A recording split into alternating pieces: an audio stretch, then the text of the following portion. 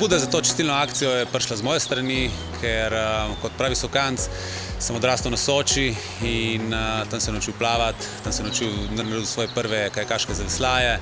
In kajak, zdaj moj poklic, mi je tako rečeno Soča dala tudi možnost, da se lahko danes tem ukvarjam. In sem rekel, da bi bila najboljša stvar, da jih vrnem to, da organiziramo eno čistilno akcijo in z Alpacemom smo se zmenili, da počistimo ta del Soče, ki poteka ob cementarni. Tako da pridružili se nam bojo še potapljači in gasilsko društvo in kar nekaj delavcev, tako da mislim, da nas bo kar nekaj danes, ker nas bo provalo čim več odpadkov prinesti domov, oziroma upamo, da jih ne bo niti dosti. Voljo imamo, vreme imamo lepo, tudi je cilj, da se danes tudi z zaposlenimi od Alpacema tudi pozabavamo in se veselim zdaj tega dogodka in pridite z nami, da boste videli, kako to vse to poteka. V Alpacemu smo ponosni, da pri tej čistilni akciji sodelujemo z Nejcem Žnidarčičem.